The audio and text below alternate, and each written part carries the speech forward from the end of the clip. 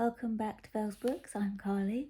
Today I thought I'd do a mini vlog and talk to you about, there's Dan, look, trying to get his face in the shot.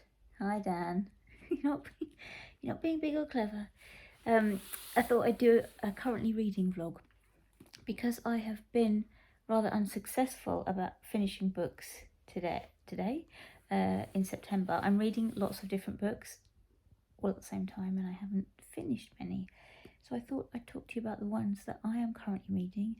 It's Sunday today. We were at a wedding last night, so we're both a little bit hungover.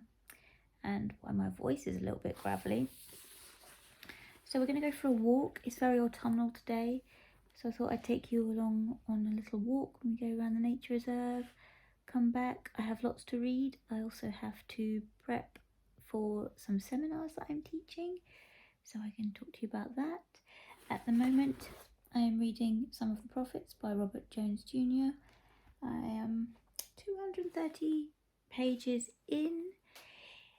I'm very much enjoying it. The writing is stunning and it is very apt for one of the modules that I'm teaching. So one of the modules I'm teaching is called The Production of the Human, Decolonizing the Canon. And the first week we looked at a couple of slave narratives, and this book is set on a plantation, and we follow two main characters, Solomon and Isaiah, who are two slaves that work on this plantation, and they are queer, so they're having a relationship, and it's looking at the infiltration of like Christianity among the slaves and the way that destroys their like community and commonality and solidarity with each other by forcing this religion onto them that divides them. So it's very harrowing, but it works quite well with what I'm teaching at the moment, so that's good. So now we're going to go out for a walk because I need some fresh air. Like I say, we're quite hungover. We've had a big breakfast and we need to go out and get outside for a bit, so let's go on a walk.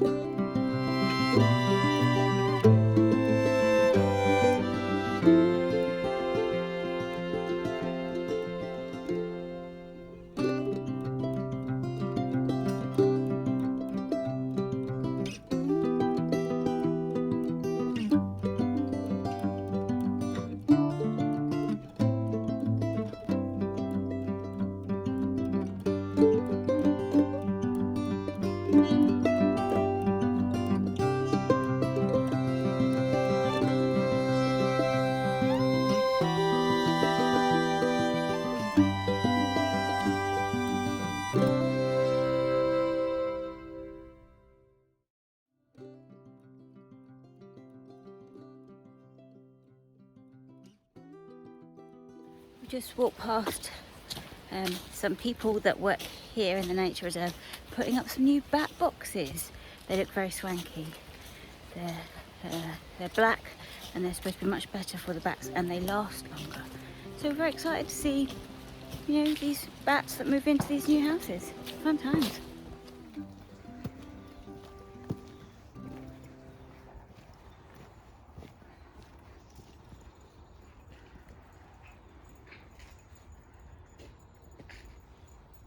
Hi. Just have to do some really boring domestic things like go to B&Q and buy stuff I'm not interested in. Dan is doing the DIY thing upstairs in the bathroom, so I thought I'd make some scones. So I have just made some scones. They're about to go in the oven. I'll show you. I like to make them big big old beasts rather than regular size scones. I like them. If you go to a National Trust property and they have enormous scones, that's what I'm going for, that kind of size. So I've made 4 enormous scones. They're about to go in the oven. I've still got my hat on because I'm enjoying wearing hats at the moment. Then I'm going to sit down and read for a bit because it's nearly the end of the day. Look, what time is it? 5 o'clock? It's 5 o'clock. What have I done? Don't know. Not read enough, that's for sure. He's drilling. So let's get on with that. Big old scones. Here's my scones. I've just sprinkled some sugar over the top because I forgot to do it before I baked them. Usually I would glaze them with a bit of milk. I used oat milk to make these, and then put granulated sugar on, and I forgot, so I just stuck some on the top. It's fine. Let's eat some. Hello, I am here with my scones and Katie. Katie, look at the camera. Katie's been having a nice lounge time on the sofa. I've got my scone loaded up with cream and jam. I'm gonna eat this. Katie's gonna have a big stretch. Got a cup of tea. I've just put the fire on because I feel like I want a fire this evening. I'm gonna read a bit more of The Prophets. Actually, I might put on an episode of Gilmore Girls or some more booktube.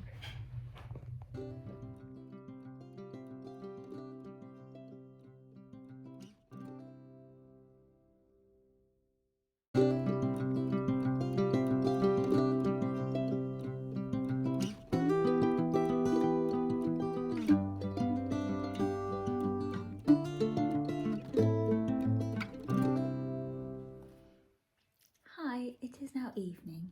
I'm in my cosy living room. I've put some candles on and the fire was on, but I think it's just gone out. We have trouble keeping that fire alight sometimes. As today, I'm going to talk to you about the other books I'm reading at the moment. So my TBR for Victober has mostly gone out of the window because after I filmed that TBR, I then was contacted by Birkbeck to tell me which teaching I had got for the year.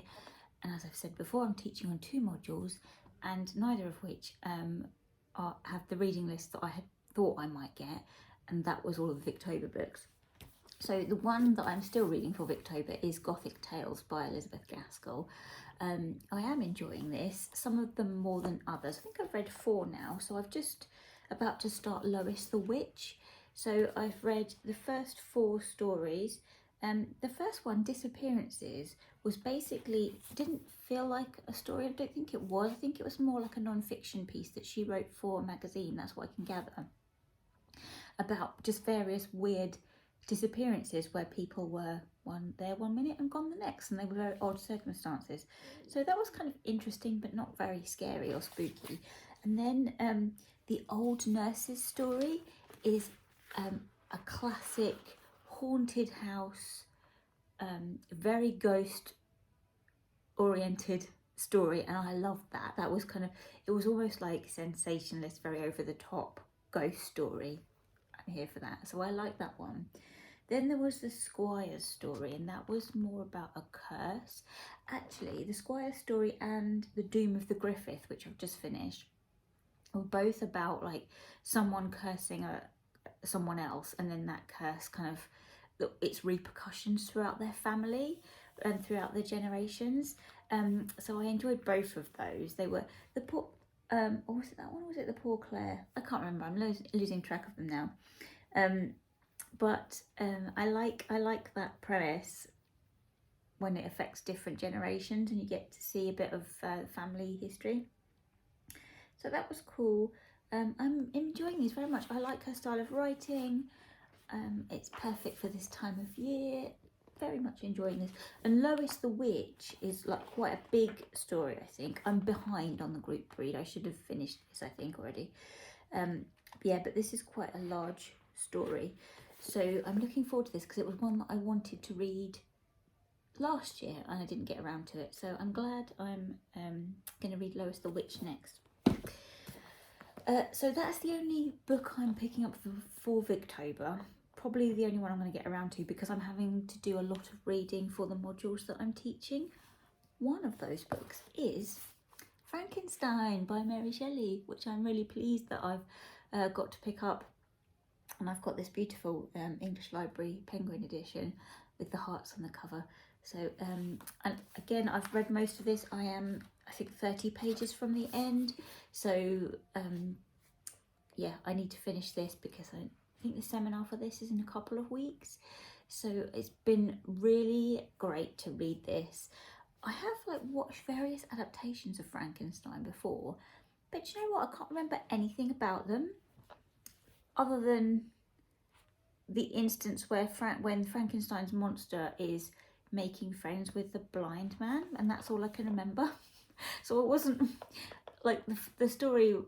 I knew the basic premise of the story, but yeah, it's really nice to go through the text and close read the text. So I'm very pleased that I got to pick this up in October, which is fantastic. And a book I'm reading for my book club that I go to in Cambridge is a non-fiction. It's a biography called What Stars Are Made Of, The Life of Cecilia Payne-Gaposchkin. I don't know if I've pronounced that right. It's by Donovan Moore.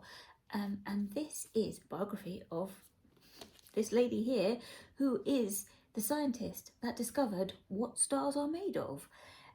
And I had never heard of her before. This was a pick, I think it was by Elizabeth that picked this in our group.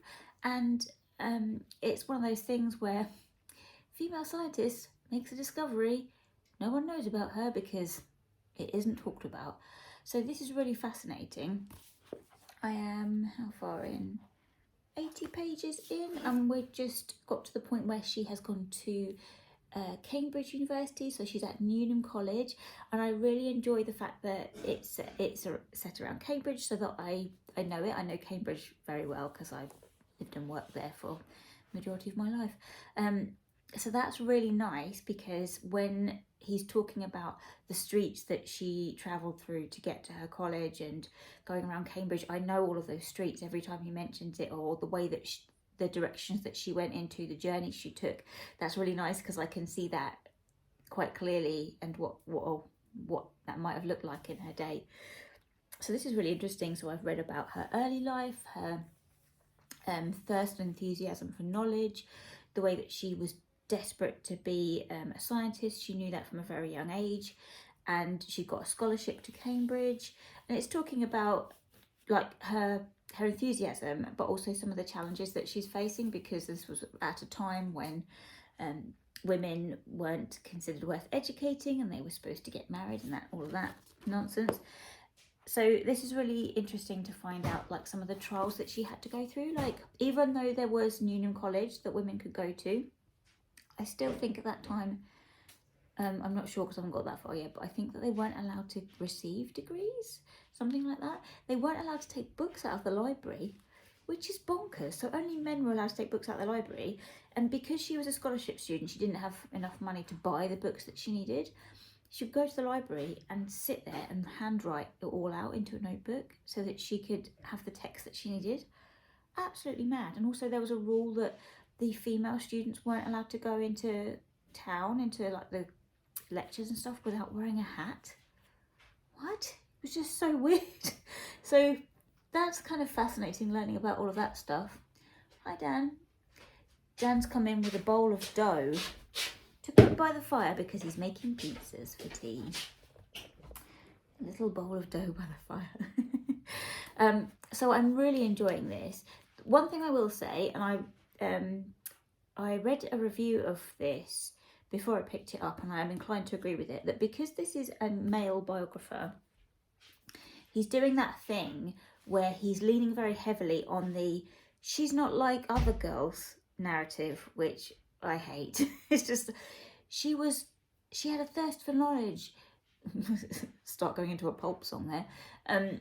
She wasn't like other girls because she wasn't interested in fashion or hair and makeup, and she just wanted to learn. Yeah, I've got that kind of narrative is like boring. Let's not go with that. But other than that, I'm finding it very interesting. So those are the books that I'm currently reading.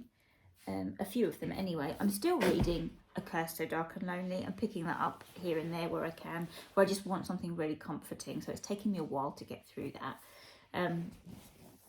So I don't hold out much hope for my original Victober TBR, but very much enjoying the Gothic Tales by Elizabeth Gaskell, and hopefully I can stick in a Canterville Ghost, because that's hardly any pages at all.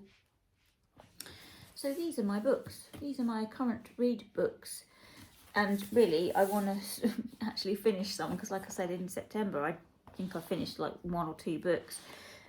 But because I'm now teaching, I have a lot of reading to do for that. So I've got to prepare for my seminars. So that's a lot of stuff I have to print out and read and annotate and do all of the scholarship to be able to teach it, which is very interesting. So this one of the modules that I'm teaching is storytelling.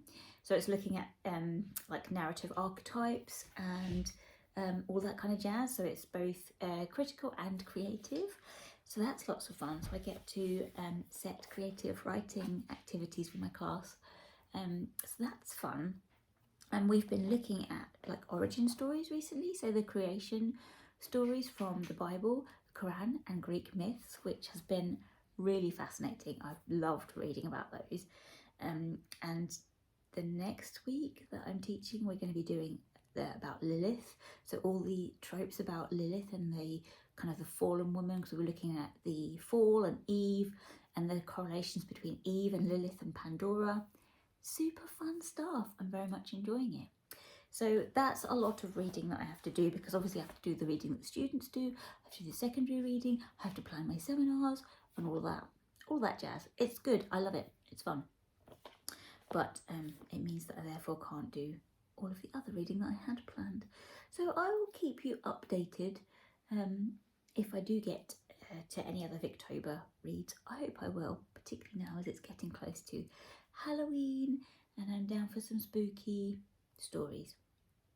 Definitely going to do another an ASMR read with me style, either here in front of my fire that will hopefully be raging rather than a blank space like that, or in the conservatory, which is a bit more set up for Victorian-esque with props and stuff.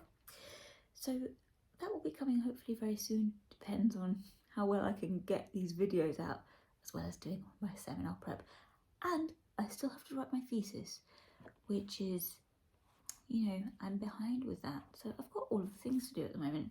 Wish me luck. But I'm going to sign off now, and I hope you're all having a lovely Victober. I hope you are, if you're participating in the group read, I hope you're enjoying this. Tell me what you've been reading. Tell me if you're doing Victober, and also if you've read Frankenstein, if you're reading Frankenstein, because, you know, I'm teaching it. So yay, that's fun. Tell me what you think, and I'll speak to you very soon in another video. Bye everybody.